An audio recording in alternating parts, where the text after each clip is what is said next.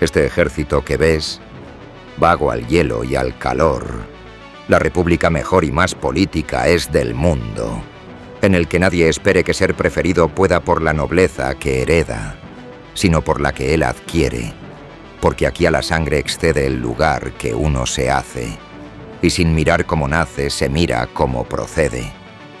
Aquí la necesidad no es infamia, y si es honrado, pobre y desnudo un soldado, tiene mejor cualidad que el más galán y lucido. Porque aquí a lo que sospecho no adorna el vestido al pecho, que el pecho adorna al vestido. Y así de modestia llenos a los más viejos verás, tratando de ser lo más y aparentar lo menos.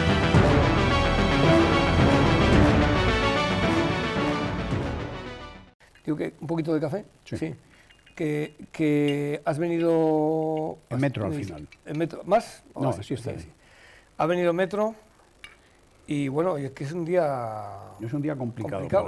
Para el tráfico. Sí, leche sí, ¿no? Leche, Sí, te voy a servir leche. ¿Y que tienes muchas conferencias, continuamente. ¿Estás hasta arriba? Estoy hasta arriba. Tenía dos reuniones esta mañana. Una la hemos tenido que posponer a mañana. Pero bueno, sí. Porque ahora el momento de esta grabación, estamos en febrero y esto se va a emitir en marzo. Exacto. Pero la nieve causa estragos y la lluvia también. Sí. Pues era una reunión presencial y la hemos pasado a videoconferencia, la primera, y la segunda ya no ha dado tiempo. Ya no había lugar, ¿no? Y ya la hemos dejado para mañana. O sea, que tienes muchas conferencias y siempre como conferencias, experto en gestión de crisis. Sí, sobre todo en geopolítica, sí, y en industria de la defensa. Sí. Es el campo que ahora trabajo, en seguridad, todo lo que se refiere también a seguridad internacional y demás. Así que ¿cómo ves el panorama? Como europeos que somos, como españoles europeos. Esto aunque parezca un mal momento, yo creo que es una oportunidad. En todas las crisis, estoy de acuerdo contigo. Todas las crisis es una oportunidad para mejorar. Y para Europa esto es una oportunidad. Sí. Si Europa toma nota de que lo que tiene que hacer es unirse, integrarse, hacer todo lo que sea conveniente. La Comisión está en el camino. Ha trazado un camino que es a través de lo que tiene Europa, que es dinero. Dinero y industria, potenciar la industria. Son el informe Letta, potenciar la economía, el informe Draghi, potenciar la industria. Y de la mano de eso, pues está claro que Estados Unidos ya no tiene los mismos intereses en Europa que antes. Entonces hay que potenciar, hay que crear porque está sin crear la defensa europea. Y ahí viene el libro blanco de la seguridad y de la defensa en Europa, y de Kubilius, el comisario de defensa y del espacio. Y todo lo que es el Realme 2030. Es una oportunidad de oro que Europa no tiene que desaprovechar. Que es una oportunidad para Europa, porque es como cuando haces una mudanza. Tú también, como yo, has hecho muchos traslados militares, ¿no? Cuando tú haces una mudanza, siempre se rompe algo, pero siempre se ordenan las cosas que dices, esto ya lo ordenaré, pero al hacer una mudanza dices, ahora sí que tengo que colocar esto, ¿no? Entonces yo creo que ahora tiene Europa, en mi opinión, como usuario, como europeo, la oportunidad, que lo has dicho muy bien y muy brillantemente, de arreglar la mudanza. Totalmente. Fui 4 años, bueno, tú has estado en destinos internacionales de mucho más renombre que yo, pero yo fui 4 años delegado español ante la OTAN, en el CEWI, en el interoperabilidad, y también era el delegado de la Unión Europea. Y por la mañana iba a la sede de la Alianza en Bruselas, y por la tarde iba a un hotel, a una habitación que era la Unión Europea. O sea, es decir, la OTAN era un gran edificio y todo tal, y la Unión Europea era pues un hotel ahí con unos sándwiches y un café que nos ponían. Entonces te das cuenta y decía, esto está por desarrollar, lo de Europa, lo otro está desarrolladísimo. Es que Europa ha depositado Se ha toda fiado su mucho vida del amigo americano. en la defensa y su protección en la OTAN, que es Estados Que es Unidos, Estados Unidos. fundamentalmente. Son el porque, 45%, ¿no? a ver, el 80% de las capacidades de la OTAN es Estados Unidos. Estados Unidos. El pago no es ese no es exactamente, inefecto ya. pero las capacidades, la OTAN no tiene capacidad de actuación mínimamente sin las capacidades de Estados Unidos. Buena prueba de ello es que la Unión Europea tiene ahora todavía una misión, la operación Altea en Bosnia y Herzegovina, que se hace gracias a los acuerdos Berlín Plus con medios de la OTAN. Pero ¿quién manda esos medios? Estados Unidos. Un general americano, porque son medios americanos. Esto es lo que tiene que corregir Europa. Europa tiene que esa excentricidad corregirla. ¿Cuál es el problema que tiene Europa? Los nacionalismos, la protección cada uno de su soberanía. De su terruño. Y bueno, yo soy optimista, ¿por qué?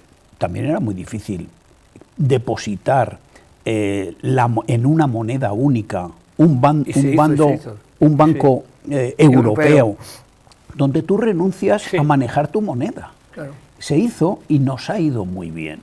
Los nacionalismos están en retroceso en Europa. A lo mejor aquí en España, pero o sea, es como una corriente, el nacionalismo. Sí, pero tiene fuerza, ¿eh? Tiene fuerza. Ahí tenemos a Hungría con Orbán. Bueno, Europa tiene que... Yo sé que es difícil cambiar el Tratado de Lisboa, que es de 2010, pero porque hay que hacerlo por unanimidad. Y es muy difícil. Pero en la Unión Europea hay un proceso para entrar, pero no hay un proceso de expulsión, ni de para salir. Y tenía que haber lo de salir, sí, el Reino Unido lo ha hecho y sin problemas, tú puedes salir cuando quieras. ¿Y ha salido tan mal lo del Brexit? Yo creo que nos ha beneficiado. Porque a ver. El británico no era la mosca cojonera que siempre estaba ahí diciendo... El británico yo creo que está, si es sincero, el británico está arrepentido, eso sí, de haberse marchado. Eso me han llegado a mí. Pero, por ejemplo, en materia de seguridad y de defensa, que es mi campo, los británicos no se han ido. Los británicos seguimos la Unión Europea, los países de la Unión Europea y los británicos seguimos colaborando codo con codo. Solos no somos nadie. Claro. Y ese es el tema, ser consciente de eso. Eso es lo que hay que corregir en Europa. Y hay que no trabajar depender del mercado anglosajón. Hay que, sobre todo, ser consciente de que la OTAN existe. En la Estrategia de Seguridad Nacional de los Estados Unidos, que se hizo pública el día 4 de diciembre, habla de la OTAN, habla de colaborar con la OTAN, pero también dice que American First, que los intereses norteamericanos es lo primero y que nada que se oponga a esos intereses van a ellos a trabajar por ese campo. En todos los ámbitos, incluso en el de las leyes internacionales. Lo hemos visto en Venezuela. Sí. Entonces, y hemos visto la amenaza sobre Groenlandia. Sobre esto hay mucho que hablar. Hay que conocer ya a Trump. Los europeos tenemos que conocer. Tú lo has visto varias veces y... Yo he estado en varias reuniones. ¿no? Destila educación este hombre. Sí. La estrategia habla de la no es un diplomacia no convencional. Yo lo llamo la antidiplomacia. Él no es diplomático. No. Es todo lo contrario. Es un empresario. Todo lo contrario. Un multimillonario. Es un hombre que cuando quiere conseguir algo o quiere negociar algo, plantea metas muy altas para empezar la negociación y luego va bajando. No le importa decidir hoy una cosa y mañana rectificar, no pasa nada. Para él eso es lo normal. Y al final llegáis a un acuerdo donde tú no es una buena solución para ti, pero te quedas satisfecho porque dices, joder, es que partíamos de unos horizontes que él muy marca exigentes. unas pautas que te obliga, es un negociador. Claro, pero hay que conocerle. No hay que tenerle miedo a Trump en la negociación. Claro. Y no hay que tenerle miedo tampoco. Él no puede hacer lo que quiere. Dice, voy a invadir Groenlandia. Y te cargas tu liderazgo sobre Occidente. No, porque te es cargas un la farol, OTAN. Es un jugador de mus. Entonces, eso hay que entenderlo. Hay que entenderlo no hay que, en no hay clave, que en tenerle clave, miedo. sí. Hay que saber negociar con él. Y por otro lado, hay que ser consciente de que nosotros hemos tenido, desde el final de la Segunda Guerra Mundial, hemos depositado nuestra seguridad en manos de los Estados Unidos y ahora no podemos desenganchar de la noche a la mañana. Claro. Porque no tenemos ni capacidades ni tecnología. Y hay que, y eso hay que que España, manejar. Y eso que España es de esos países que no es saliente de la Segunda Guerra Mundial, sino que nosotros estuvimos como muy... pero ya estamos en el circo. Pero el desarrollo de España más importante vino con la entrada en la Unión Europea. El desarrollo del estado del bienestar, una época durante la dictadura que hubo un desarrollo económico. En los años 60, los tecnócratas que decían, ¿no? Sí, pero el desarrollo de verdad, por supuesto en libertades. Y por supuesto, y también en estado del bienestar, España lo ha conseguido con la entrada en la Unión Europea. Y antes entramos en la OTAN. Entramos en la OTAN. En el 82 y en la Unión Europea en el 86. Exactamente. Y entramos en la OTAN porque nos interesaba a nosotros y porque los también socios, interesábamos a ellos. Y porque los socios no entenderían que el quinto país de la Unión Europea no se desentienda de la protección, porque como he dicho antes, de la protección de la Unión Europea. ¿Y dónde estaba la protección de la Unión Europea? En la OTAN. En la OTAN, si está reconocido en el artículo 42, que aquellos países, que la defensa de Europa, que tenemos un artículo 42.7, creo recordar, que dice que si un país es atacado, los demás tendrán que responder como si hubieran sido atacados. Es muy parecido al artículo 5 del Tratado de Washington. Sí. Bueno, pero luego dice, aquellos países que tienen compromisos más fuertes, que está citando a la OTAN, está ahí haciendo alusión, tendrá prioridad ese compromiso. Es decir, yo deposito mi seguridad en manos de la OTAN. De la OTAN. ¿Por qué? Empezando por los británicos, siempre se decía, oiga, yo no voy a gastar dos veces en lo mismo. Ahora nos damos cuenta de que no tenemos estructuras de mando, porque, hacer un ejército europeo, a ver, Macron, Rutte, todos ya han manifestado que no quieren un ejército europeo. Es verdad que lo manifestaron antes del segundo mandato de Trump, pero es verdad que dices, bueno, tampoco hicimos un ejército de la OTAN, eran muchos miembros de la OTAN trabajando de forma coordinada, pero una sola estructura de mando. Eso es lo que no tiene la Unión Europea, una estructura de mando.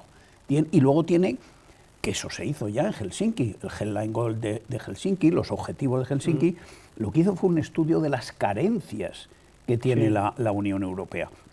Y cómo esas carencias hay que cubrirlas. Claro. Si no tenemos un sistema de mando y control, hay que desarrollar un sistema de mando y control. ¿Qué problema tenemos? La tecnología. No tenemos una tecnología suficientemente desarrollada propia. Y ahí es donde viene a incidir el problema americano. Primero, el informe Letta lo que te dice es el quinto pilar de la Unión Europea, la quinta libertad, tiene que ser la de la tecnología. Es decir, que la tecnología sea europea, no de mi país y no No, tenemos que compartir tecnología, trabajar y compartir tecnología. Esto es muy, muy importante. Es la tecnología la que nos otorga, por ejemplo, la capacidad de disuasión. Estamos en una edad que ya es la edad digital, la califican como la edad digital, con lo cual en el mundo digital la tecnología es como las letras en un libro, es decir, van unidas. Por eso digo que en la parte tecnológica, que ya he entendido, lo has explicado muy bien, que Europa tiene que llegar a tener su propio liderazgo tecnológico, no de un país de dentro ni de un país de fuera, sino su concepto global o integral de Europa. Entiendo que en los próximos años Europa va a desarrollar esas capacidades para tener esa tecnología. Está en ello. O está en ello, no solamente buscando el mercado norteamericano, sino haciendo en el propio, ¿no? Entiendo. Las estrategias están diseñadas y están bien diseñadas. Sí. la EDIP, las estrategias de desarrollo industrial. Hay una hoja de ruta clara en Europa. Hay una hoja de que ruta está escrito clarísima, todo hacia dónde se va. Con unos objetivos muy claros, muy ambiciosos, poniendo dinero, porque se está poniendo ya dinero. Se está poniendo dinero con esto. Hay que tener en cuenta que venimos de una Europa que el tema militar no lo tenía ni contemplado. Y seguimos con el mismo tratado, pero han encontrado la forma de poner dinero que no es del presupuesto de la Comisión, pero poner dinero de préstamos, de capacidades, para que eso se pueda trabajar. Entonces, se han puesto recientemente 150.000 millones. Joder, es mucho dinero. Es mucho dinero. El objetivo es que para 2030, por ejemplo, el 40% de las nuevas capacidades se adquieran de forma conjunta.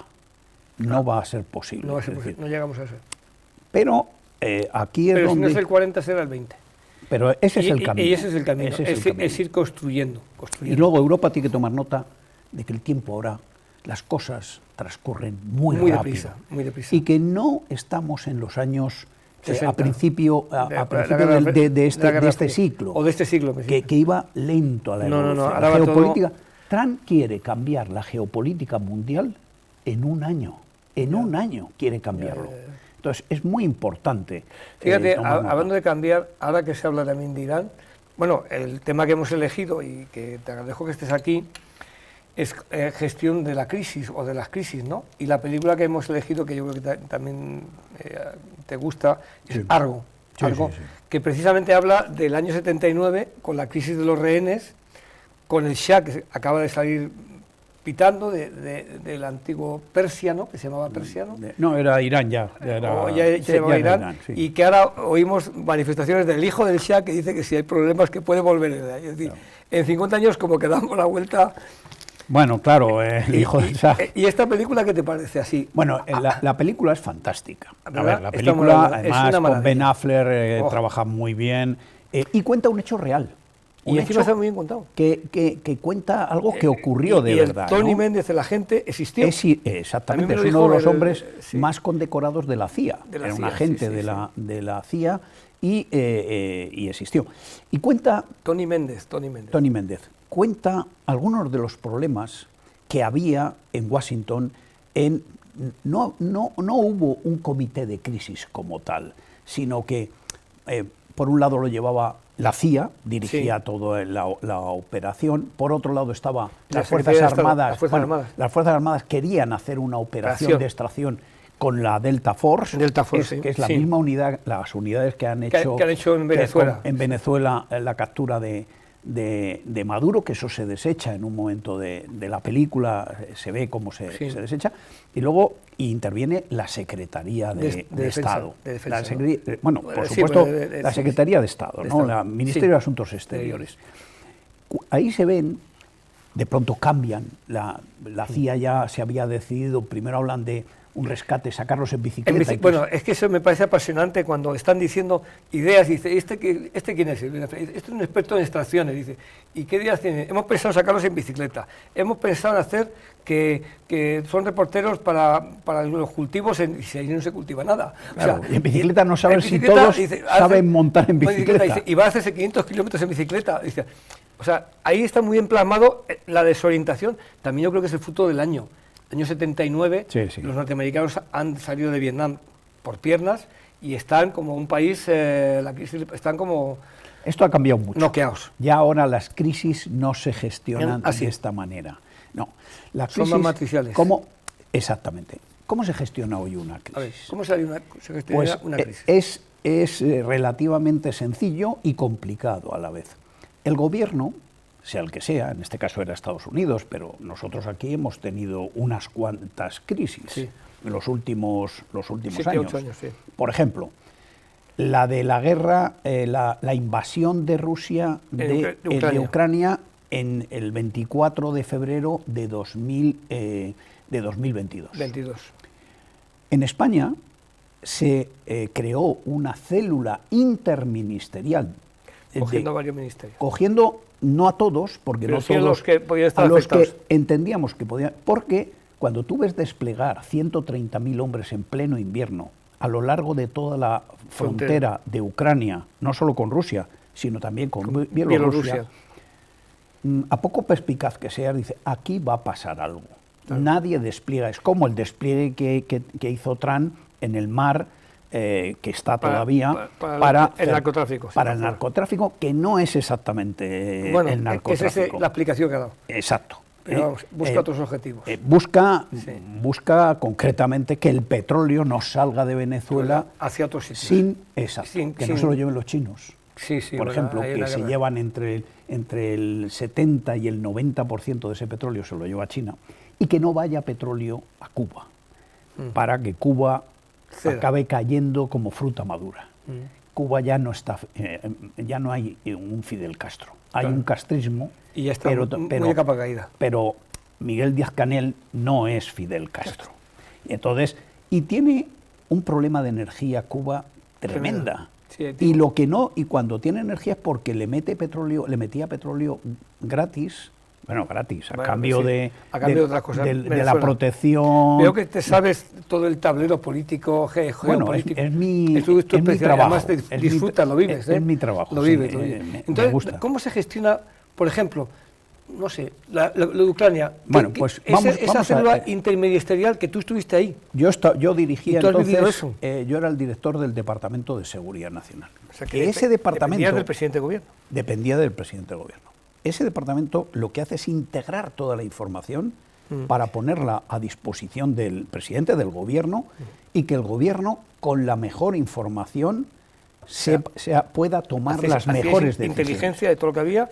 Integras, claro, recibes información de todo el mundo, de todos los sitios. Entonces, ¿cómo se hace? Bueno, primero, casi 2 meses antes de la invasión, a la vista de que iba a pasar algo, propusimos la creación de una célula de coordinación interministerial. Y el presidente dijo, montar la célula. Y daré un detalle interior. Yo no puse al Ministerio de Agricultura. No pensé que el Ministerio de Agricultura iba a ser importante. Pero esa célula lo que hace es que se reúne por videoconferencia a través de las redes seguras de la Malla Bravo todos los días. Y todos los días cada ministerio emite un informe de lo que está pasando en su ámbito. Bueno, cuando llegaba el informe y nos hablaba el representante de Industria, Comercio y Turismo, hablaba mucho del comercio de agricultura de Ucrania. Ucrania, que es el tercer país más amplio de esta Rusia, el segundo. Rusia, Ucrania, Francia y España. Eso es. El segundo más grande de Europa detrás de la Rusia europea. De la Rusia europea, sí.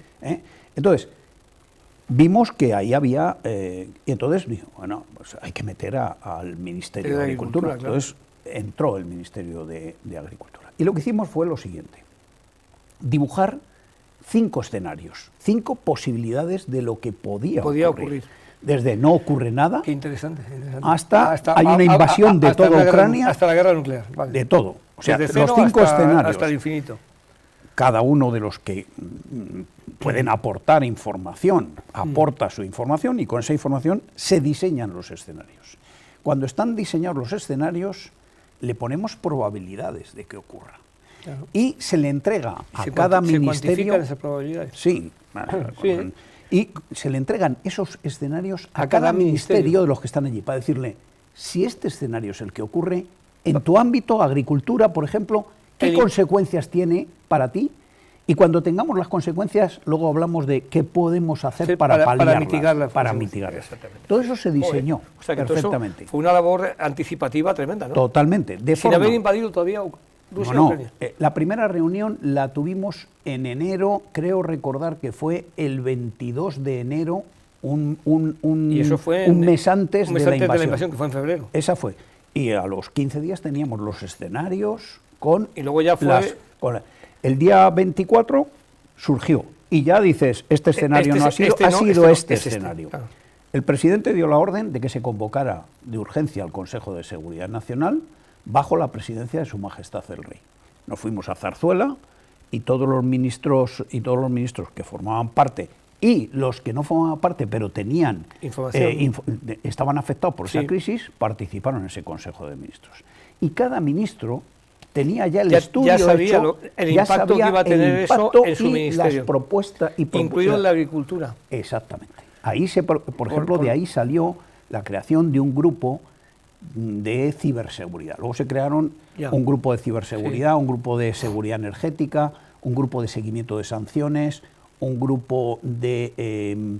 Es interesantísimo lo que me dice, o sea, cómo se... Y ya ese día, en el grupo de ciberseguridad, se adoptaron medidas a corto, a medio y a largo plazo. Por ejemplo, una de las medidas que se adoptó ¿Sanciones? a corto... era de ciberseguridad. De ciberseguridad, una de las medidas fue que todos los funcionarios cambiaran la password en 48 horas. Porque, claro, cuando empieza una crisis de esta, empiezan los ciberataques. Entonces, si alguien ha cogido tus claves, tu password, es importante porque ya no eres tú. Dice, pero si yo no tengo nada de interés en mi ordenador, pero tú eres una puerta de entrada a una red de un ministerio. Entonces, eso fue una... Pero luego se hicieron planes a medio y a largo plazo de muchos millones de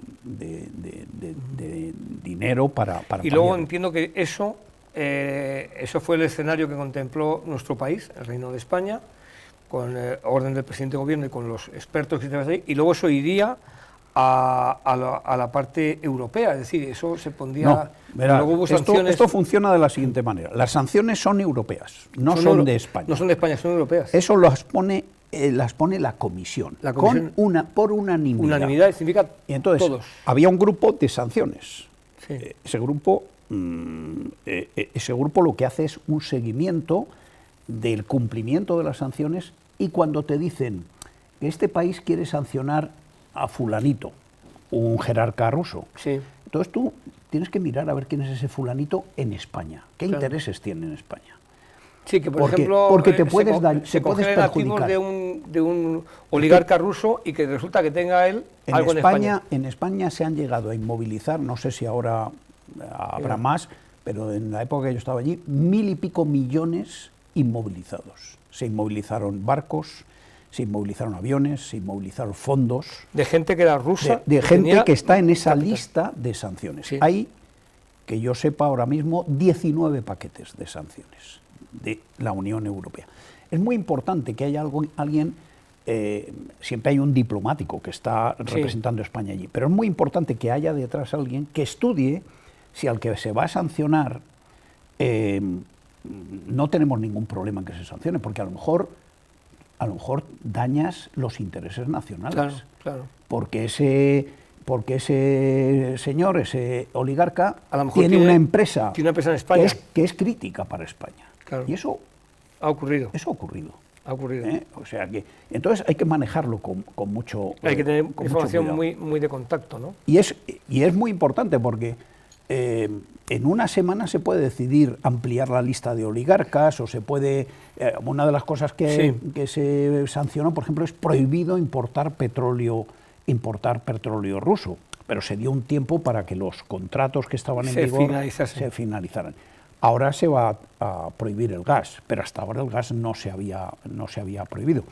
Bueno, entonces todo esto, ¿qué se hace? Que todos los ministerios todos los días hacen un informe de cómo van las cosas y cómo afecta a su ámbito, no a su ministerio, a su ámbito, a toda la agricultura. Que es mayor, por ejemplo, en la agricultura. ¿No? En la agricultura, por ejemplo, pues Ucrania es una potencia en exportación de cereales. Entre Ucrania y Rusia exportan 1/3 de los cereales del mundo que se mueven, que se venden en el mundo.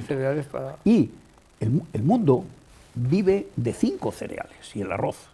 De eso come. Los europeos comemos de todo, pero ese no es el mundo real. El mundo real, el mundo en África, se alimenta de trigo, de maíz, de mijo, de arroz, y para de contar, no hay más. Entonces es muy importante esto. En España era el segundo importador de cereales de Ucrania. El primero era China, el que más le compraba. El siguiente era España.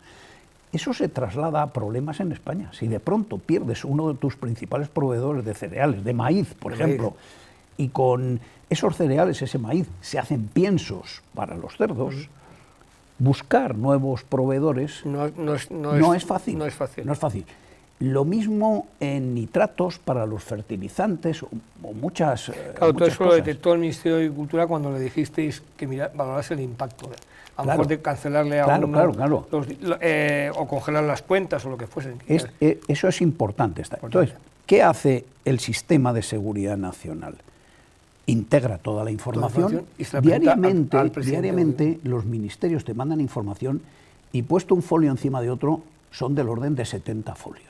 Claro, luego al presidente no le puedes dar 70. No le puedes dar ni 70 ni 7. Tienes que meterlo todo en 5 folios. En 5 folios. Y que sean las claves. Y eso ya él tiene una información fundamental. Claro. El sistema debería de proporcionar que también... Eso es lo que, perdona, eso en esta película no ocurre. En la película Largo son informes de cada uno. Exacto. Y ahí hay uno que al final... Exacto, pero hoy las crisis son multidimensionales, porque lo que hay es estrategias híbridas, donde se usa todo, se usan los ciberataques, se usa la desinformación, se usa la presión económica, se usa los temas industriales, todo. Bueno, industria, claro. O sea, exacto, es claro, mucho más allá que lo multidimensional, militar, es multidimensional. Entonces, el gobierno de turno tiene que ser capaz de tiene que analizar toda esa información. La forma de hacerlo es que se lo haga un organismo que integre toda la información, la que proporciona el CNI, etcétera, y que el presidente tenga una información lo más fiable posible, lo más en tiempo real, a ser posible en tiempo real. Para eso entra la tecnología, y es que la información entre casi digitalmente. Eso se está desarrollando en este momento. ¿Cómo estamos nosotros para ir? Porque claro, también tenemos que... Yo creo que sería interesante que vinieses en otro programa para hablar más a fondo de cómo se articula la respuesta ante la crisis. Porque una cosa es hablar de la crisis, la gestión de la articulación, pero ¿cómo se articula la entrada de tanta información? Porque algo que sobra es información y alguien tiene que decir esto sí, esto no. Claro, hay que extraer el grano de la paja. De la paja. Y hay que tener en cuenta además que eso es diario, eso es permanente. No, es que eso es un goteo. Y entonces no vale la pena decirle al gobierno todos los días lo mismo, hay cosas que ya saben. Van cambiando. Entonces, las novedades hay que resaltarlas de alguna manera. Y para que puedan tomar buenas decisiones. Lo ideal sería eso y con qué medios cuentas para paliar los efectos económicos. Eso algunas veces existe en las herramientas y otras veces no existe. Por ejemplo, durante la pandemia, pues no siempre existía. ¿Con qué medios contamos? Porque no tenemos articulado todavía una estructura integrada digitalmente. Y entonces, ¿cuántos autobuses o cuántos respiradores fuera de los hospitales hay? Sí, me acuerdo que hubo en España. Que fabricar respiradores con empresas que no hacían eso, sino que claro, porque había eso se encontró una buena Escribano, solución. creo que fue la que sí. Entonces, ese es el tema. Si esa información la tienes en forma automática, no tardas una semana en tomar la decisión. Tardas 7 horas. Un día. Un Menos. En una hora has tomado la decisión. Si tienes toda la información. Si tienes todo. Integrado. En eso se está trabajando. Y como España es un país muy descentralizado con las autonomías, es más difícil. Hay que integrar a la información a las autonomías. Y las autonomías están siempre afectadas, siempre. Claro, porque son la descentralización de las cosas. Claro, pero luego si no va a pasa llevar maíz a las fábricas de piensos, eso también lo tienen que saber para que las empresas negocien. Lo has explicado perfectamente, muy bien. Eso es la gestión. Es la gestión de crisis. ¿Cómo estamos en España? La integración, eso. Pues en España estamos sobre el papel bastante bien. Creo que la Ley de Seguridad Nacional, que es de 2015, hay que darle todavía una vuelta. En mi época hicimos una propuesta de reforma de la ley, que se quedó en un cajón del Congreso de los Diputados, no llegó a aprobarse, pero creo que hay que valer. Ahora tenemos que implementar lo que pone el papel. Europa tiene una red informal, pero que funciona, que se llama la Digi Network, que es la red de directores de gestión de crisis. Y durante la pandemia y cada vez que se reúne normalmente 2 veces al año, lo preside siempre el país que lleva la presidencia. A mí sí. me tocó Un año, presidirla sí. Hace 6 un meses. par de años, ¿sabes? Sí. Hace ya, Sí, un par de años, sí. 2 años y medio. Pues en Y- esa red intercambiamos opiniones, cómo has gestionado, cómo se ha gestionado la pandemia en tu país, y eso es muy eso rico. ves como las fortalezas y las debilidades de los demás y las tuyas Y las propias. tuyas también, claro. Y yo puedo decir que España No está nada mal. no está nada mal. Nada mal. No está nada mal. Funciona, está bastante bien. Avanzado. Todavía Falta muy analógico. Tenemos que y se está trabajando ya digitalizar más. en la creación de una plataforma para digitalizarlo Sí. todo, porque hay que establecer, es imposible manejar la Tanta cantidad de información información que hay. ¿Cómo lo hacemos? Mediante indicadores. Sí. Mediante indicadores. Entonces, esos indicadores tú los vas graduando y los pones como un semáforo. Sí, te van diciendo el Y- testeo. Exacto. Y hombre, este indicador está en rojo, está Claro, en verde. efectivamente. Bueno, un indicador a veces es poco representativo, pero sí, pero se van haciendo como fórmulas, algoritmos, donde se combinan los indicadores. Sí. Y ahí te va alertando de que Ingenie- empieza a... Ingeniería inversa o ingeniería directa, sí. Claro, es eso. y ahí aparecen escenarios, ahí aparecen Y los aparecen escenarios. escenarios. Y Y, ya- entonces tú puedes hacer previsiones para ir ya haciendo planes, para prepararte para que el escenario que se produzca sea el que a ti más te favorece. Esta La verdad es cómo que yo creo que funciona. tienes que venir con más calma y hablamos más calma. Tenemos que finalizar, pero antes yo quería una pregunta muy breve, la opinión de esta película para ti, de este Pues- Argo. Pues es una película que a mí me ha encantado, ya la he visto dos o tres veces. Y se ve muy bien. Y a mí me gusta mucho la historia. Entonces, todas estas películas, 13 días, 13 días también. esta película, que reflejan, que cuentan Un hechos periodo de la reales, historia. aunque no se ajuste Nunca se va a exactamente ajustar. al detalle, unas cosas porque no se saben y otra cosa porque en una película hay que darle también, Sí. hay que darle algo de morbo Sí, a hay que- veces, hay que meter un poco de velocidad, de sí. drama, ¿no? Bueno, pues a mí me parece una película excepcional, magnífica. Ben Affleck me parece un actorazo de impresión, y el hecho de que cuente algo real y que cuente cómo se trabaja en los servicios secretos, en este caso es la Diplomáticos, CIA, secretos, sí, sí, aquí el mérito lo tuvo el embajador de Canadá, El de Canadá. y su mujer, que asumieron un riesgo enorme, Sí, hasta sí. el punto que el ayatolá Sí, fue... sí, sí. le Puso la mira, sí, sí. le hizo una fatua en Sí, contra sí. de Sí, sí, sí, de sí, Canadá. sí. Este hombre no puede viajar a cualquier No. sitio. Pues yo creo que deberíamos de hacer un programa, ¿qué te parece? Más que para hablar de la gestión de crisis, para hablar de la inteligencia de la crisis, es decir, creación de escenarios sería, si te parece. Sí, me parece. Buscaremos una película y esperamos contar con tu presencia, Miguel Ángel. Nada, ha sido un General, placer. Ha sido un placer para nosotros. Muchísimas gracias. Encantado. Un placer. Aquí la más principal hazaña es obedecer. Y el modo como ha de ser es ni pedir ni rehusar.